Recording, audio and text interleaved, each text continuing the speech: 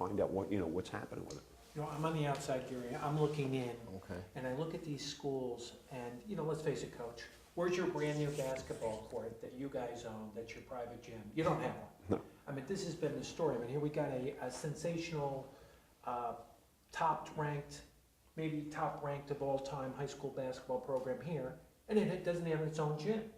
I mean, you guys have been able to do it, juggling around, training. But do you think this has been a character-building experience, one, for the kids, for you at St. Anthony, the fact that you've never had these facilities, that the struggle has been more good than bad? Because I look at Coach Vinny O'Connor and I asked him where his football field is, and he goes, we don't have one. We just practice in the park across the street. I mean, it's an incredible story. Yep, yep. Well, I think there's a toughness that the St. Anthony's kid has always had. You know, they come from places where they haven't played, like a lot of the public grammar schools in Jersey City have gyms that, you know, ceiling would be, this is maybe a little bit higher ceiling than some of the gyms. The baskets are like 8.5 feet and the kids are, you know, playing in these little tiny areas.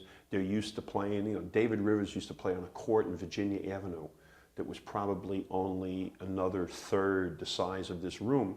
And he could go from one basket to the other. And if there were 5 guys on defense, Dave could dribble through those 5 people because he did it every day. Then you put him on a big court and it wasn't even fair. So the kids are coming from backgrounds where if we can find some place from Thanksgiving till St. Patrick's Day that can be a practice facility that also is where we're going to play games, we're going to be really good because we'll find someplace locally. You know, we'll find someplace to practice. The one thing you don't want to have the kids do, and they used to do this for decades, and I got to give all the credit in the world to decades of kids from St. Anthony's, they used to get out of school and have to hop on a bus just to go someplace in Jersey City to practice, but not a school bus. They'd pay to get on a bus to go someplace. They would practice, then they'd have to hop on another bus to go home to where they lived. So kids for the longest time used to make all kinds of sacrifices. You know, we didn't have a lot of equipment. We wouldn't have practice gear. They see the kids now, and I have a contract with Reebok. I work for Reebok. So the kids have Reebok sneakers. They have practice stuff that's nice and has Reebok on them. When my guys come in, like Bobby and those guys walk in, they look around, they can't believe that they actually get practice gear. Because the national champs from '89, if you look at the court, the kids have all different kinds of sneakers, not even the same color. The uniform was like about 10 years old, but they could play and they were tough. You've never had any problem with one of the kids not wearing the equipment that you give them and so on? Oh, no. No problems, No. Because, you know, in this particular situation with Reebok, I want to stay. I've made an effort to stay with them because in staying, trying to focus on the world around me, they have not been involved in what's going on in the wars with kids. It's been other companies have been involved in that. So I've tried to stay with them because they've stayed clear of it. And for the next 3 years, I have a contract with them where they give this school $40,000 a year. I'm very excited that we can put $40,000 into the general fund.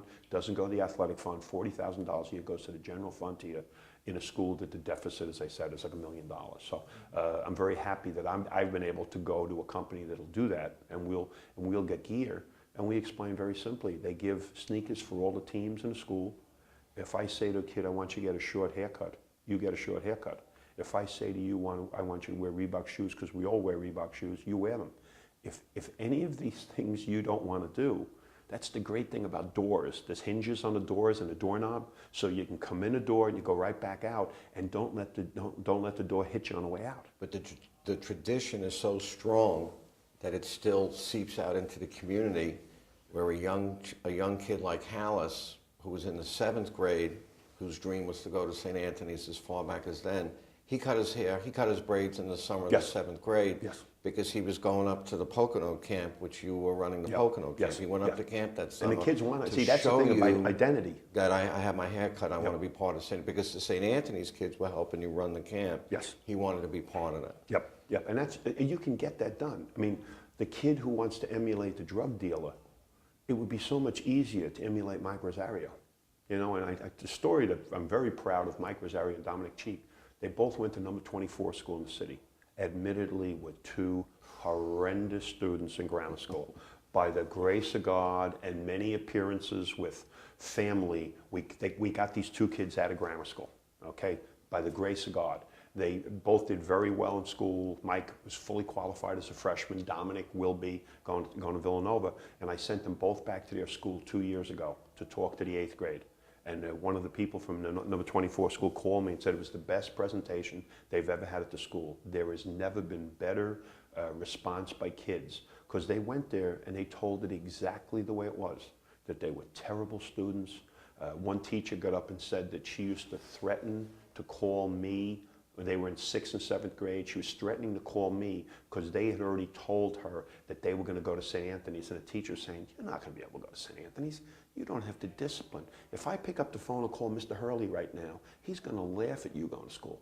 And I go, oh no, you're not going to call Mr. Hurley, are you? Particularly Mike Rosario. Right. All you had to say, like Gary would call me up with Mike and say, Mike was seen down at the Duncan Projects the other night at night, on a Friday night at midnight or 1 o'clock.